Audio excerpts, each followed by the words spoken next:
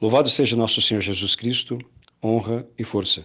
Continuação do estudo sobre o instrumento Labores do Sínodo dos Bispos a respeito da Amazônia.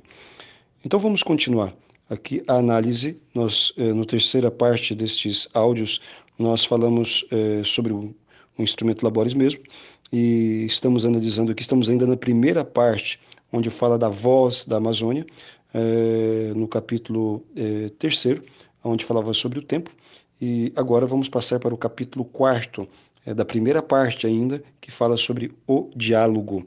No número 35 do instrumento Labores, vai se dizer o seguinte: eles vão citar uma atitude do Papa Francisco, onde ele estava reunido com indígenas ali no Peru, se não me engano, em 2017, desculpem, 2017 ou 16, onde depois ele marcou, né, o Sínodo da Amazônia. E ali o Papa Francisco teria dito o seguinte, né, que o diálogo intercultural deve ter nos indígenas o seu principal interlocutor. Evidentemente que isso pode ser entendido de maneira correta e pode ser também distorcido, como faz, aliás, o pessoal que usa aqui o sínodo, o que faz o instrumento Labores para o sínodo. Eles vão citar isto aqui como justificativa para colocar o índio no centro de todas as coisas. Mas uma coisa é quando eu estou tratando especificamente daquele segmento, no caso, daquela cultura, os índios, vamos falar sobre eles. Vamos tentar entender diversas coisas e ver como melhor podemos evangelizar. E evangelizar não podemos entender outra coisa do que anunciar a pessoa e a doutrina de nosso Senhor Jesus Cristo, tal como o entende a igreja e sempre o fez nesses 2000 anos de história, cumprindo a missão dada pelo seu próprio fundador, nosso Senhor Jesus Cristo. Não se pode fugir disto. Disto depende a salvação das pessoas. Um diálogo que não se coloque na verdade, ele deixa de ser, então, algo a serviço do bem ou a serviço de Deus. Porque Jesus disse: eu sou o caminho, a verdade e a vida. E aqui eles usam essa palavra do Papa, no número 35, para justificar esta centralidade dos índios, da espiritualidade indigenista no instrumento Labores. No número 39 vai dizer o seguinte: a abertura não significa, abertura não sincera ao outro, a abertura não sincera ao outro, assim como a atitude corporativista que reserva a salvação exclusivamente ao seu próprio credo, são destruidoras deste mesmo credo.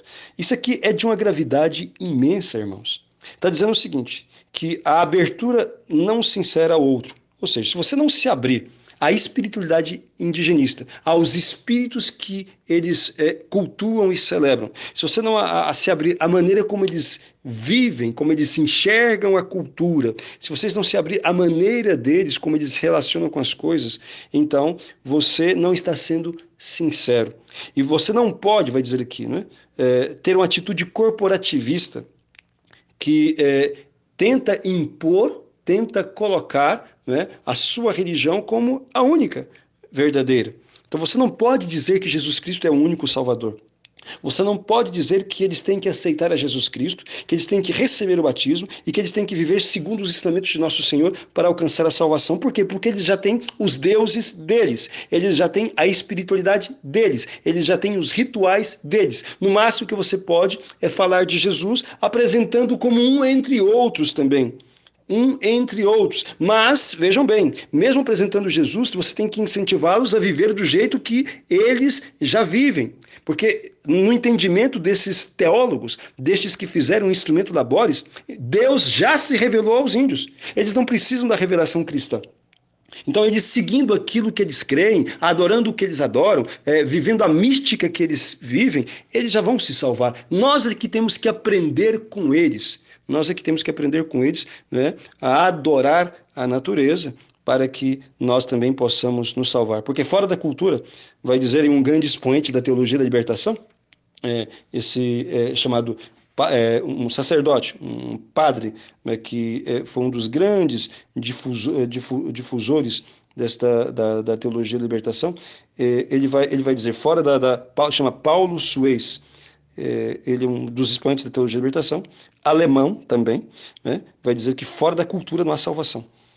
Ele muda, ele perverte aquele dogma aquela doutrina de fé da igreja que diz fora da igreja não há salvação, ou seja, fora de Cristo, fora dos sacramentos, ele vai dizer que é fora da cultura. Igreja, sacramento, isso não me interessa e não tem nada a ver. Pelo contrário, isso prejudica, isso atrapalha, porque isso é impor ao outro a sua cultura, é impor ao outro a sua religião. E aqui está dizendo textualmente, é o que está aqui, né? Que não se pode, no número 39, que não se pode apresentar uma doutrina que pretenda ser exclusiva, que apresente-se como única para a salvação daquelas pessoas. Tá? Depois, vai no número 42, vai dizer o seguinte, né, que uma igreja profética, vejam só, número 42, onde fala do diálogo. A igreja profética é aquela que ouve os gritos de júbilo e de dor, que dialoga e que procura acordos e propostas concretas para uma ecologia integral. Enfim, é aquela igreja que procura dialogar e procura propostas para uma ecologia integral. E quando vocês entenderem o que é essa ecologia integral, aí vocês vão ficar mais assustados, que parece que é, então, algo do Evangelho, e não é nada disso. É justamente esta assimilação, esta aceitação de toda essa mística indigenista, né, que supostamente, como vão dizer aqui esses elaboradores do documento pré-sinodal, que ensinam a gente, então, toda essa mística que ensina a gente a lidar com a natureza e assim por diante. Com Deus, com a natureza, com a criação. Vai dizer o seguinte, agora vamos entrar na segunda parte. Agora começamos a segunda parte do documento pré-sinodal, desse documento de preparação para o sínodo, Instrumentum Laboris. A segunda parte fala sobre ecologia integral, com subtítulo dizendo, né, o clamor da terra e dos pobres. Vai dizer no número 40 o seguinte, a situação atual exige uma conversão ecológica integral.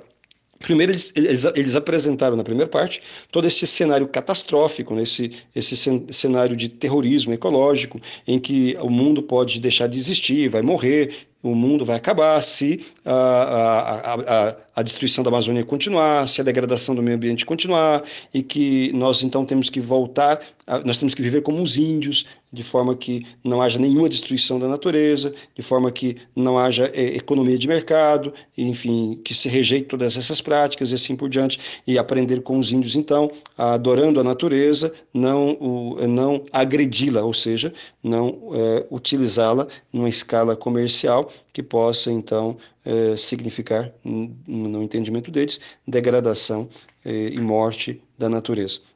Então, já que a situação é catastrófica, né, que existe o aquecimento global, existe então um buraco na camada de ozônio, existe toda essa maluquice que nunca foi comprovada cientificamente, mas que eles tomam como verdade, inclusive na encíclica do Papa também é citada, infelizmente, né, Laudato Si, cita inclusive a Carta da Terra, que é esse manifesto ateu, materialista, panteísta, pagão, é citado no número 104 de Laudato Si, e é retomada aqui neste documento pré-sinodal, no Instrumento Laboris, para sustentar com um cientificismo, ou seja, com uma pretensa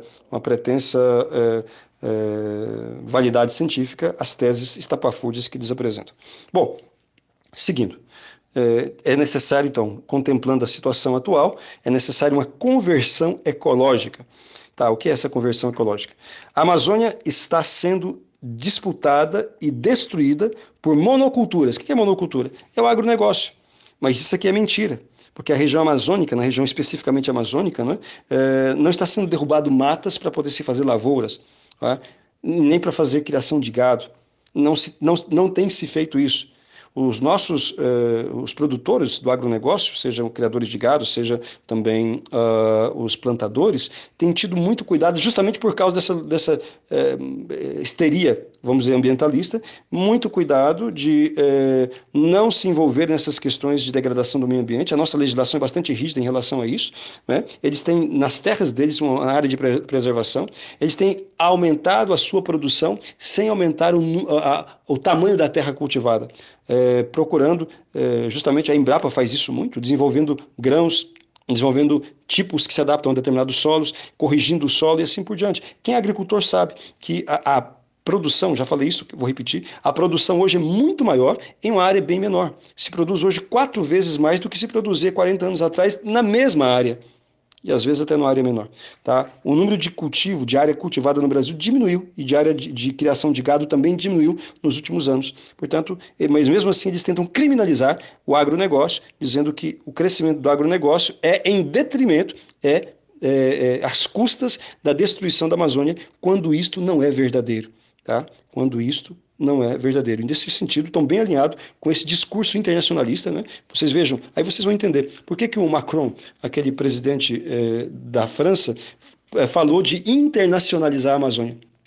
Por causa de um discurso como esse, justamente isso. Estão dizendo que a Amazônia está sendo destruída, então o Brasil não é capaz de cuidar, então eles têm que intervir. Mas o que eles querem intervir não é para poder cuidar, evidentemente que não, para poder tirar dali as riquezas. Como, veja todas as colônias que a França, por exemplo, cuidou. Veja lá o Haiti, uma miséria total. Os países na África, miséria total. O Congo, veja lá. Então, país de língua francesa, Argélia e outros lugares também deixaram só miséria, extraíram as riquezas e deixaram misérias e conflitos. Portanto, eles não são nenhum modelo de, vamos dizer, de colonização e nem de cuidado com o meio ambiente. Tanto que na França, a maior parte das florestas, não tem nem 10% das florestas originais. Foi tudo destruído. Enfim, de qualquer forma, e vem depois querer pagar para nós de bons moços preservadores do meio ambiente. É evidente que o interesse deles não é nas árvores, mas naquilo que está debaixo do solo. E nem nos índios. Eles não estão nem aí para os índios. Os índios estão sendo usados. Os índios não são os maus disso aí. Quem elaborou todo esse programa aqui não foram os índios. Foram teólogos, né? Foram revolucionários e pessoas comancunadas com esse pessoal da nova ordem mundial, para poder alarmar as pessoas e criar aquela ideia de que nós somos incapazes de cuidar da nossa floresta e assim a gente tem que colocá-la aos cuidados internacionais, porque aí eles vão cuidar, né? Igual cuidaram das deles, destruindo tudo, pegando as riquezas e deixando para nós depois administrarmos apenas as misérias. Enfim, vamos dizer isso aqui, baseado em uma falsa ciência, né? Vão dizer que a Amazônia está sendo, então, toda ela devastada, toda ela destruída, então que a gente precisa dessa conversão. Tá? Bom, seguindo aqui, então, da segunda parte da ecologia integral, vão dizer o seguinte, lá no número 51. Aliás, antes disso, ainda tem o número 50. Vai dizer assim: para promover uma ecologia integral na Amazônia, é preciso compreender a noção de justiça e comunicação intergeracional, que inclui a transmissão da experiência ancestral das cosmologias, espiritualidades e teologia dos povos indígenas. Olha só, vamos traduzir uma linguagem mais simples aqui. Para promover uma ecologia integral, quer dizer, para essa conversão ecológica, eles estão falando dessa conversão, né? Converter-se à ecologia integral. Para a gente promovê-la, o que é preciso? É preciso compreender que a transmissão da espiritualidade indigenista, né, a sua visão de mundo, a sua cosmovisão, ela foi transmitida de geração em geração, a sua espiritualidade, a sua teologia precisa ser absorvida. Veja, a cosmovisão, a visão de mundo, a espiritualidade, a invocação daqueles espíritos lá, né, a adoração àqueles espíritos, enfim, a teologia, a forma como eles compreendem Deus e se relacionam com ele deve ser absorvida, entendida e assimilada. Nisto vai consistir depois esta conversão ecológica. Olha, concretamente, o clamor amazônico nos leva, número 51. Concretamente, o clamor amazônico nos fala de lutas.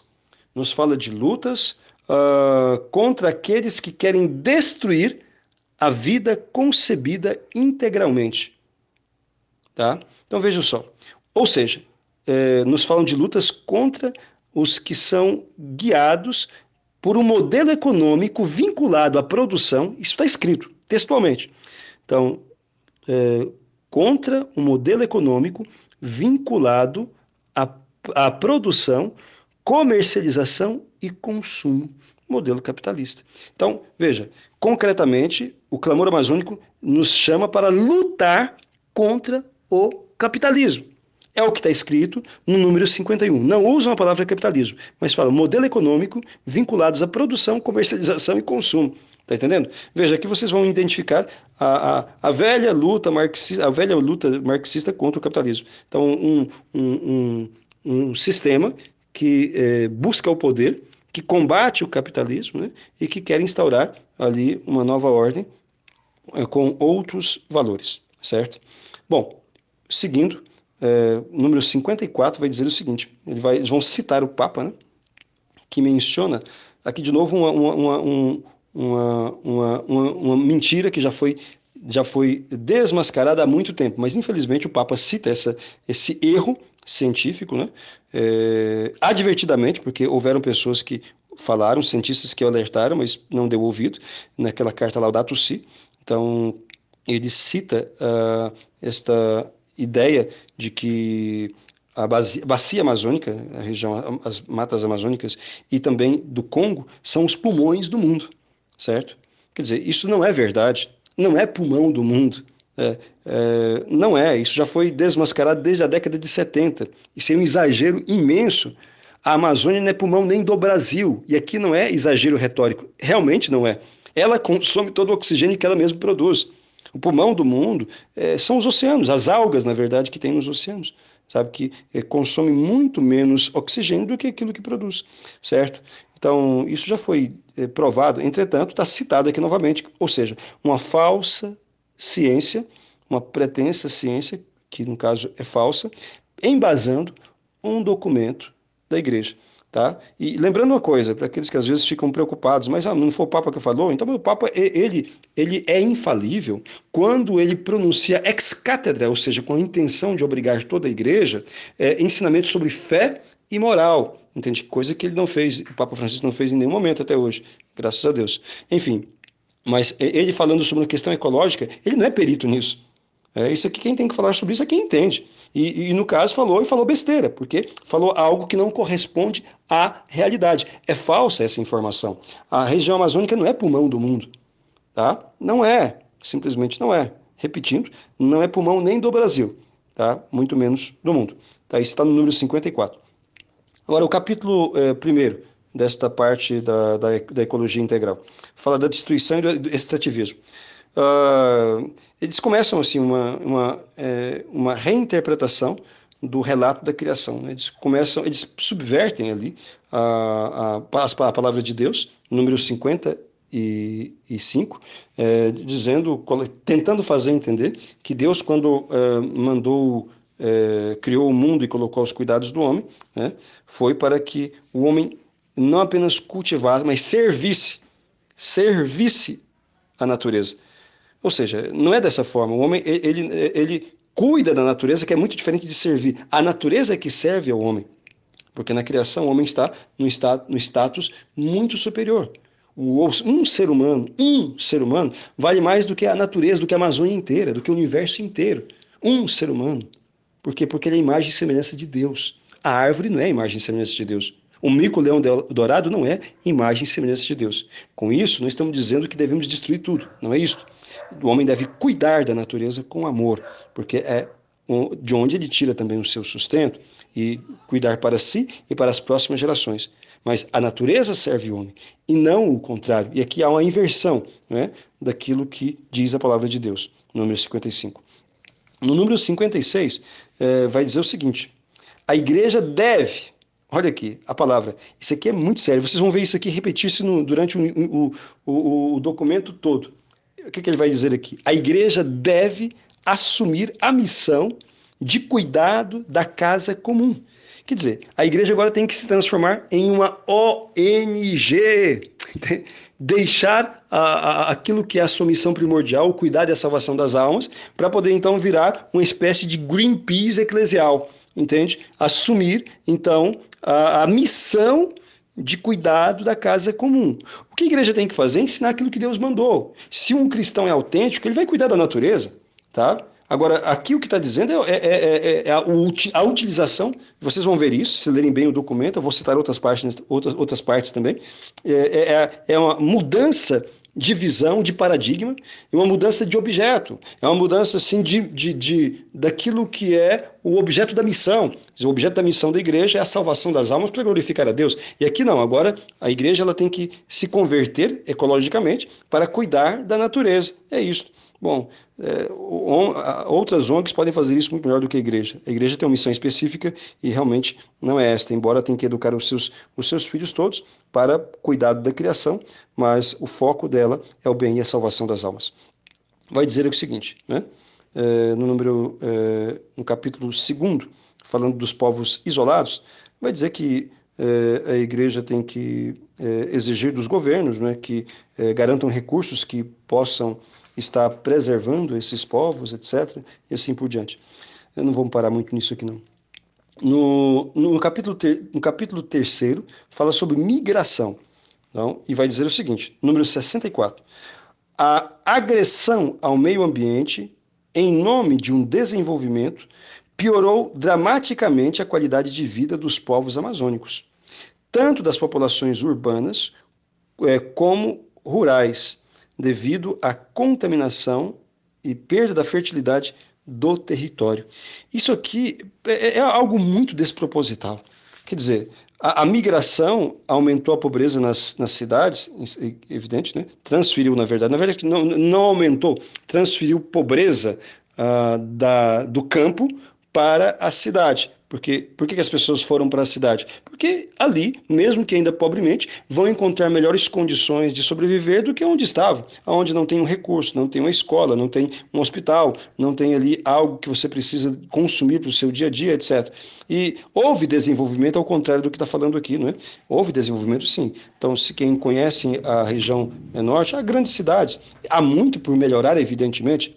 Mas quando se compara, né, a situação social de hoje com 30 anos atrás, por exemplo, 40 anos atrás, início da década de 80, etc., é evidente que melhorou bastante. Só não melhorou mais, em grande parte devido a estes ecologistas, estes ecoterroristas, melhor falando, impediram com as suas ações a construção, como eles mesmos falam no documento, a construção de pontes, a construção de estradas, a construção de hidrelétricas e assim por diante, tá? Então, e olha que as que foram feitas foram com muito custo, debaixo de muito protesto, com muitas restrições, com muita dificuldade. Então, isso atrasa a região, mas eles não reconhecem isso. Eles acham que a miséria aconteceu por causa da imigração, etc. Então, no fundo, é uma visão bastante deturpada, superficial, mentirosa. A palavra é esta, não há outra palavra. Né? Não corresponde à realidade. Número 66. O movimento migratório contribuiu para a desestabilização social nas comunidades amazônicas. Bom, isso é verdade em parte. Quando fala dessa migração, especialmente dos países da Venezuela, por exemplo. Mas quem disse que eles, quando falam disso, vão então denunciar o comunismo na Venezuela, que é a causa da migração do seu povo, que levou aquele povo da Venezuela à miséria, a passar fome, a estarem morrendo de doenças e de desnutrição por conta do regime socialista que ali foi implantado, e esse mesmo regime que esse pessoal quer implantar. E quando eu falo isso, não pensem ser exagero. Vocês podem encontrar no YouTube, podem encontrar em vários textos na internet, né, os gritos da PJ, da Pastoral da Terra, entendeu? Várias reuniões, a pauta deles é a mesma pauta do PT. Eles lutando pela pátria grande, quer dizer, a unificação da América Latina debaixo da égide, debaixo, né, da ideia socialista, entende? Como uma grande nação socialista, como havia pensado Fidel Castro, Che Guevara, e assim por diante, Hugo Chávez e esse pessoal todo. É isso que defende o pessoal da Pastoral da Terra, é isso que defende a PJ, é isso que defende o CIMI, que é esse Conselho Indigenista Missionário. Esse pessoal das pastorais sociais, né, da igreja, a maior parte deles tem esse pensamento socialista, E a cartilha deles, se vocês pegarem e compararem com a cartilha do PT, é exatamente a mesma, a defesa das mesmas ideias, entendeu? Então, por isso é que eles vão falar, não vão dar aqui as causas, né, da migração que veio, por exemplo, da Venezuela, porque seria depor contra a ideia que eles mesmos defendem. Tá, no capítulo 4, número 70, é a urbanização, vai falar sobre urbanização. Apesar de falar, né, da Amazônia, de novo de novo a tese aqui no número 70, né, como pulmão da Terra, coisa que não é verdadeira, como já falamos, né, eles vão falar da população, porcentagem, vou dizer que mais de 80% da população está nas cidades, etc., né? E quando você vai ver assim, qual é a atitude, então, para a população, a grande maioria da população, na verdade, aqui fala 80, mas mais de 90% habita a cidade praticamente, né? Então, tem os ribeirinhos, né? O pessoal do interior, mas é bastante pouco. Então, os índios, como já vimos, é menos de 1%. Então, mais de 90% habitam as cidades. E quando você tem esse pequeno pedacinho aqui dedicado à questão supostamente seria a questão da urbanização, se pensa que seria a evangelização das pessoas que moram na cidade. Não. Olha o que vai falar, né?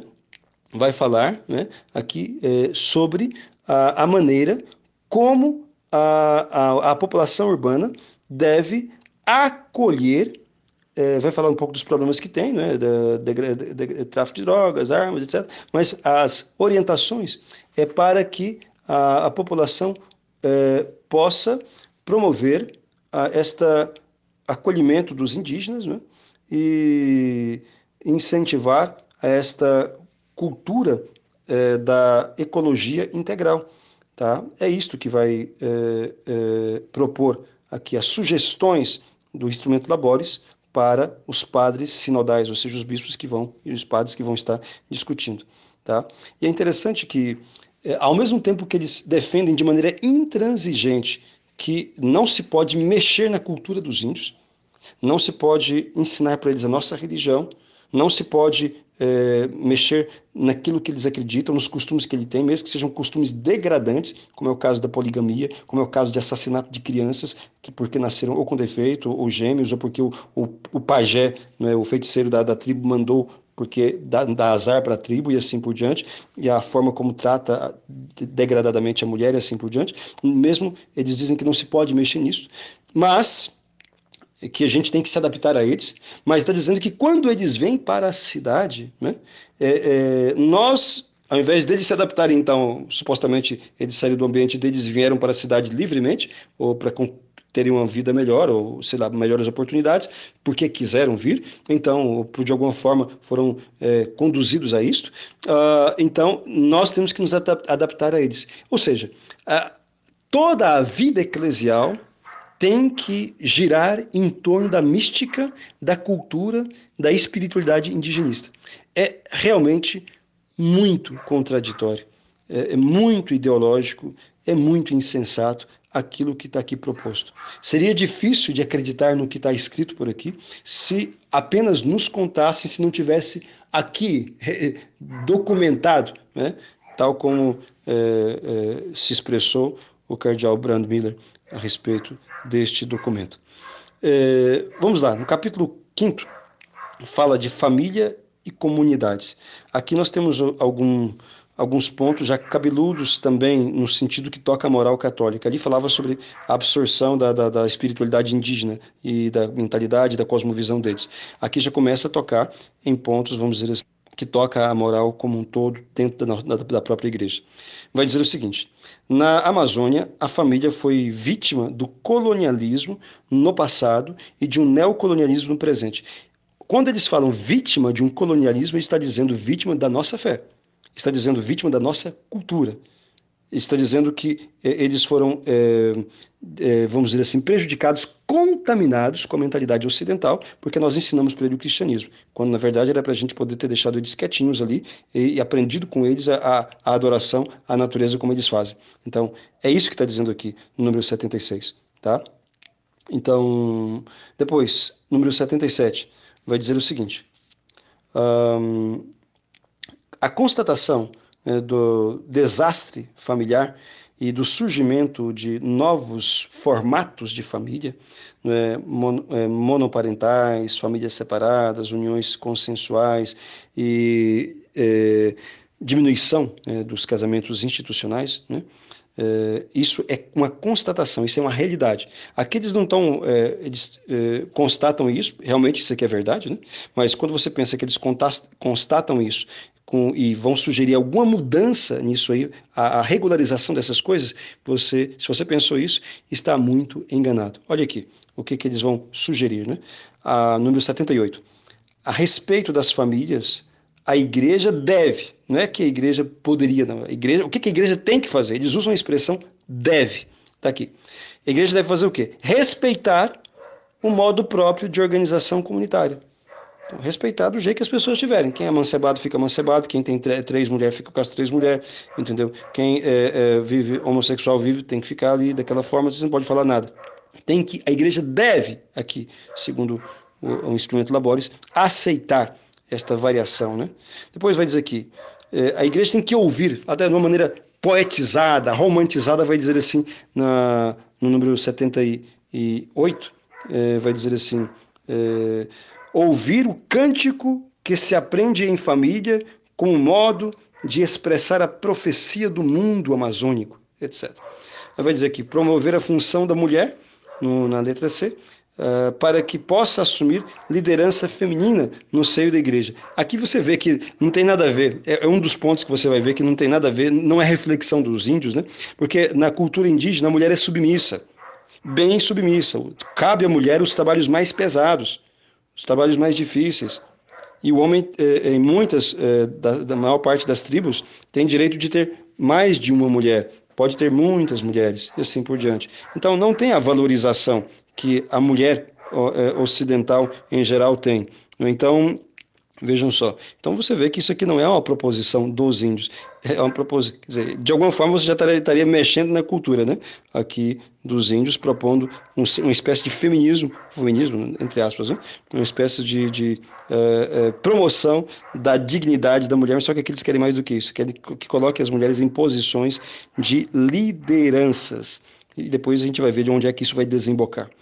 Bom, vai dizer também que devemos, como igreja, articular uma pastoral familiar nos moldes de Amor e Letícia. Evidentemente que nos moldes de Amor e Letícia é interpretado segundo a cabeça desses padres e bispos heréticos, né? Eles vão dizer assim, né? Que uma pastoral que acompanhe, integre e não exclua.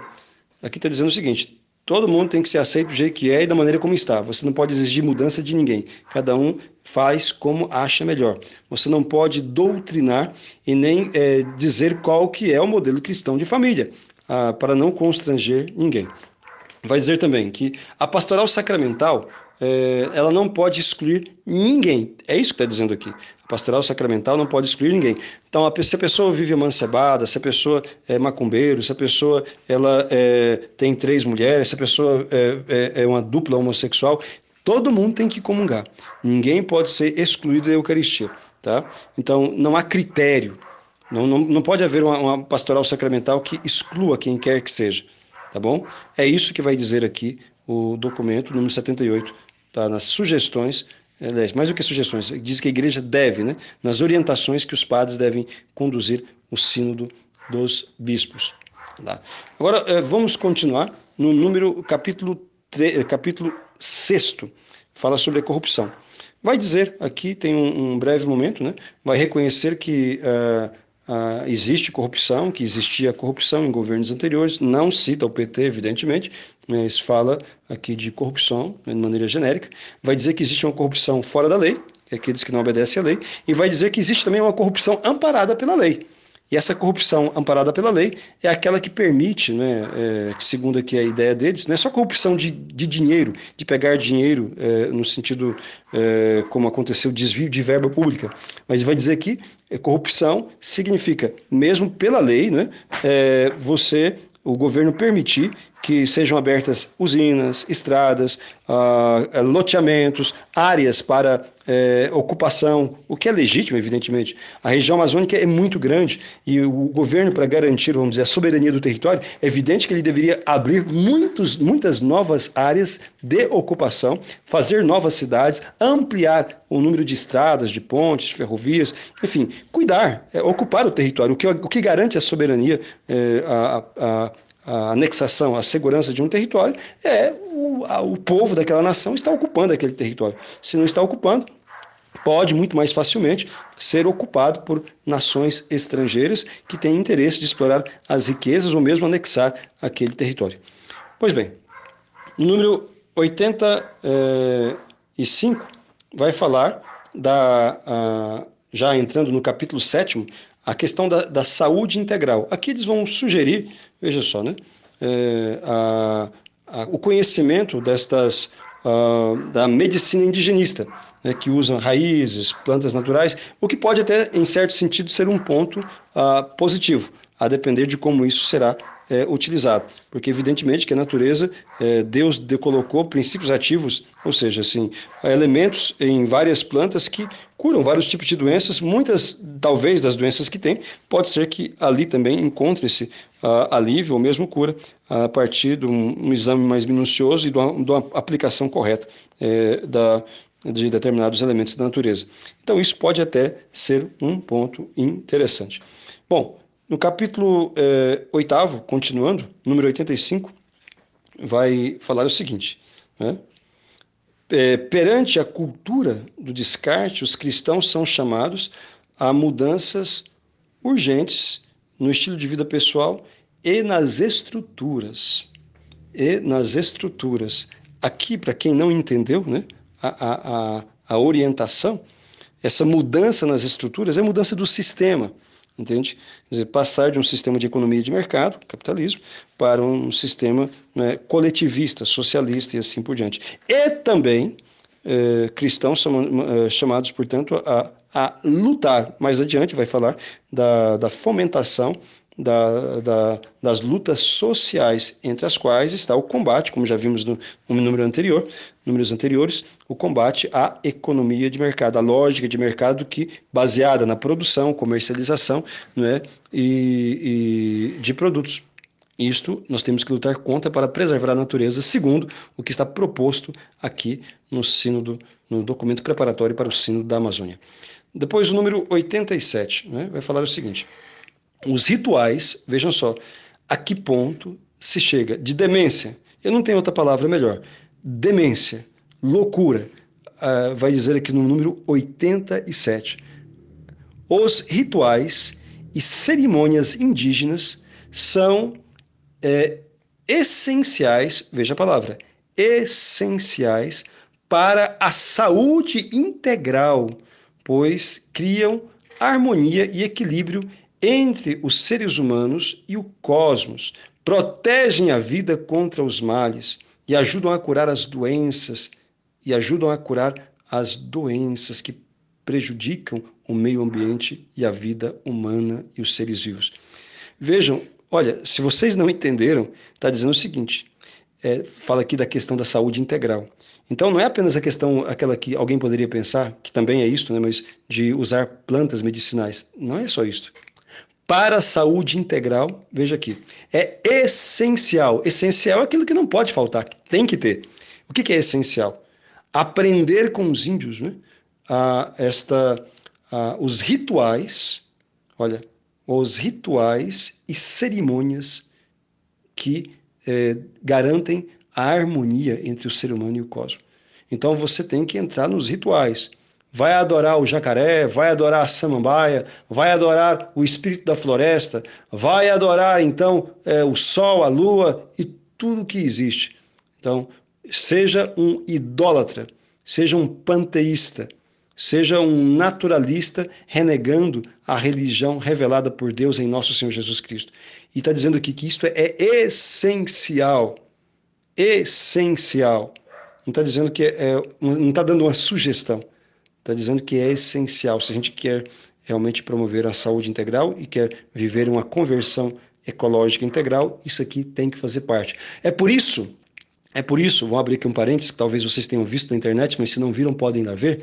Há poucos dias atrás, né, celebrou-se lá na sede da CNBB em Brasília, com bispos, padres, irmãs e outras pessoas, né, uma missa indígena, onde eles tomavam esses chás alucinógenos e recebiam bênçãos, né, dessa mística indigenista. A que ponto que se chega? É por isso que o cardeal Brandmiller, com muita seriedade e como um grande alerta, disse a todos, né, o documento é herético, conduz à apostasia. Bispos católicos fazendo esta palhaçada, né, entrando nesse ritual indigenista, ao invés de fazer como os santos missionários, né, evangelizar e levá-los ao conhecimento, a adoração de nosso Senhor Jesus Cristo, eles entram na lógica dessa mística idólatra e panteísta e aprendem com eles, como está dizendo aqui, é essencial, os ritos e cerimônias indigenistas. Por isso, eles fizeram. E aquilo foi apenas uma amostra grátis daquilo que querem fazer na igreja toda, entende? Porque, evidentemente, que isso não vai ficar apenas a nível de Amazônia se aprovarem isso. É absurdo isso, irmãos. É apostasia mesmo. Ó, depois já vai passar para o número 89, vai dizer o seguinte: propõe-se a valorizar a medicina tradicional, né? Isso que já falamos. Mas eles estão reforçando, mas eu já vou passar adiante porque senão vai ficar muito comprido, tá? Então, esta proposta que eles estão fazendo, né, dessa saúde integral, é um convite profundo à apostasia. A educação integral, o capítulo 8º, da segunda parte, vai dizer o seguinte: a igreja, ela deve fazer-se discípula, veja a palavra, é isso que está escrito lá, pegue e leiam, tá? Número 92, do capítulo 8º, né, da segunda parte, número 92, educação integral, vai dizer que a igreja deve fazer-se discípula, ouvindo a voz dos povos originários, dos povos da floresta, tá? Ouvindo a voz dos povos, tá, da floresta. E da mesma forma que o Papa fez, vai citar aqui o lugar que o Papa esteve lá no Peru, né? O Porto Maldonado, no Peru, onde ele convidou a ouvir a voz dos povos, etc. Só que eles pegam aqui de uma maneira descontextualizada, né? Eles vão dar um sentido que parece-me, apesar da contribuição que o Papa dá a esta ecologia equivocada, mas parece que neste ponto não foi a intenção do Papa dizer o que eles colocaram aqui. Eles falam que a igreja então deve deixar de ser mestra, a igreja tem que ser discípula, ela tem que aprender com os índios e não ensinar. Essa educação se desenvolve através de encontros, né? E vai dizer que é diferente de uma educação que procura impor aos outros as próprias cosmovisões. Então, essa educação integral aqui não pode jamais ser baseada no ensino da fé cristã aos indígenas, como já ficou demonstrado aqui em vários pontos, né?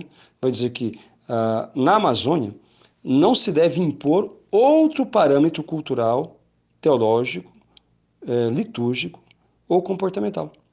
É isso que está falando. Na Amazônia não se pode ensinar nada diferente daquilo que os índios, nem é o pessoal que mora na cidade, que é 90% e quase 100% da população, não se deve ensinar nada diferente daquilo que os índios ensinam. Vai dizer aqui o número 96, que os povos indígenas, eles já possuem um método de ensino e aprendizado fundamentado na tradição oral e na prática vivencial, entendeu? Então, eles já têm a sua própria forma de aprendizado e a gente não tem que ensinar nada para eles. Bom, é isto, e vamos aqui para as sugestões que o Sínodo dá. Vejam só, quando eu falo de instrumentalização da igreja para promover a causa revolucionária, é justamente isto aqui que vamos ler agora. Número 97, a sugestão para o sínodo, portanto. O que eles devem fazer? Tá? O sínodo sugere e orienta o seguinte: a formação de agentes pastorais leigos, adultos, que ajudem a crescer em responsabilidade e criatividade. Aí você fala, responsabilidade e criatividade para quê? Aí vai dizer, né? Para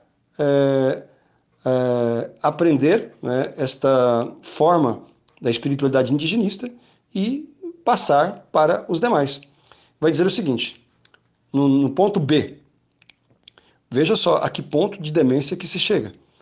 Então, como orientação para o sínodo, vai dizer aqui o instrumento Labores. A adequação da formação dos padres e diáconos, adaptando de tal forma a filosofia e a teologia para integrar a teologia indígena e a ecoteologia. Está entendendo aquilo que falamos no começo, nos primeiros áudios? Então, adaptar, reorganizar a formação dos padres, a filosofia e a teologia deles, de forma que absorvam e integrem a teologia indigenista, ou seja, socialismo, comunismo, teologia da libertação. E isto aqui não é algo apenas para a Amazônia, é para o mundo inteiro, tá? Porque todo mundo tem que aprender com os índios a mística de relacionar-se com a natureza, adorando, então, tudo aquilo que é criação. Reestruturar os seminários, está dizendo aqui, nesse número 97, letra C.